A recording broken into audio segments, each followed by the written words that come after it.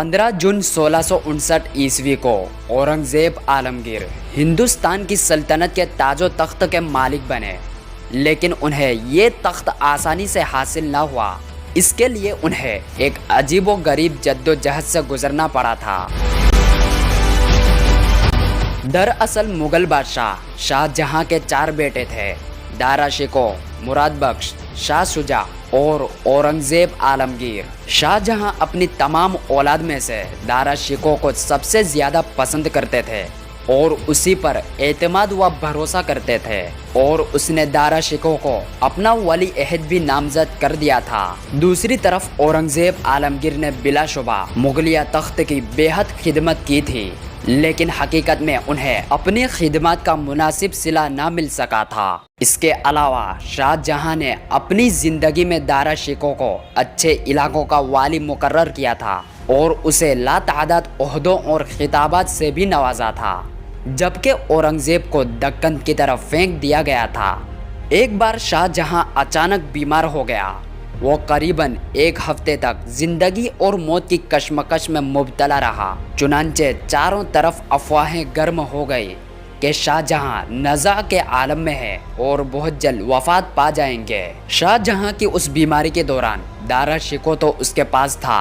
दूसरा बेटा मुराद बख्श उस वक्त गुजरात का वाली था और वहाँ गुजरात ही में था। तीसरा बेटा शाह शुजा बंगाल में था और औरंगजेब उस वक्त दक्कन में थे। दारा शिकोह का मकसद था कि मुराद बख्श का खात्मा करे, इसके बाद शाह शुजा को ठिकाने लगाए और उसके बाद औरंगजेब से निपटे और फिर तख्तो ताज का मालिक बन जाए। उसे सबसे ज्यादा खतरा औरंगजेब ही से था, लिहाजा उसने औरंगजेब को ज्यादा से ज्यादा कमजोर करने और अपने सामने झुकाने की कोशिश की। अब शाहजहां के चारों बेटों के दरमियान एक तरह से तख्त हासिल करने के लिए जंग शुरू हो गई थी। तख्त नशीनी की उस जंग के दौरान औरंगजेब ने यह साबित कर दिया कि वो एक अच्छा मुंतज़म व काबिल सिपाही और ज़ी-फ़हम सियासतदान है। वो सारे भाई उनके मुखालिफ थे और वो चारों तरफ से खतरात में गिरफ्तार हुए, लेकिन उन्होंने निहायत होशमंदी से काम लेते हुए हर महाज पर नजर रखी और अपने लिए निहायत वफादार लोगों का इंतखाब किया।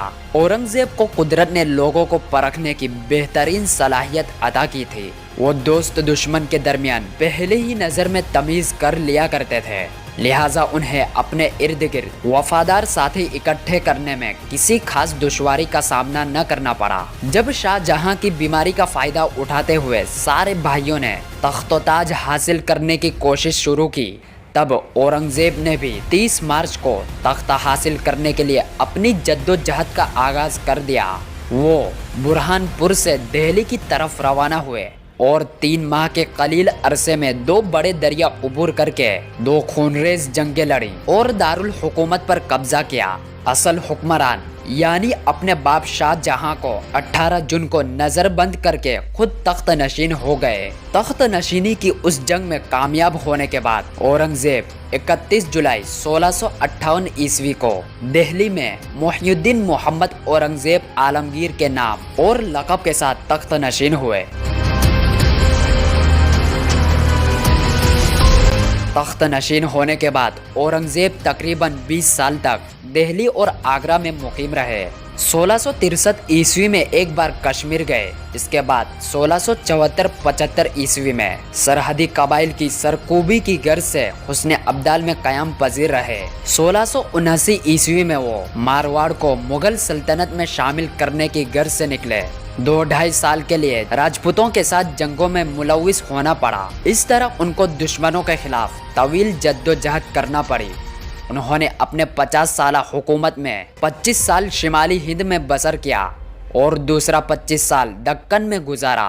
औरंगजेब आलमगीर अपने अवाम के अलावा बैरूनी दुनिया में भी इस कदर हर दिल अजीज थे कि उनके तख्त नशीन होने के बाद शरीफ मक्का के अलावा ईरान, बल्ख, बुखारा, काशगर, खेवा के हुक्मरानों के अलावा बसरा, हजरमौत, यमन और एबेसिनिया की हुकूमतों ने उनसे सिफारती ताल्लुकात कायम किए। इसके बाद 1690 ईस्वी में कुस्तुनतुनिया से भी एक सफारत औरंगजेब की खिदमत में भेजी गई और वो ऐसा नेकदिल बादशाह थे کہ کبھی انہوں نے سفیر کو مایوس نہیں کیا۔ بیشتر حکومتوں اور حکمرانوں کے ساتھ اپنے آباء و اجداد کے وقتوں کی دیرینہ عداوتوں کو انہوں نے یکسر ختم کر کے رکھ دیا۔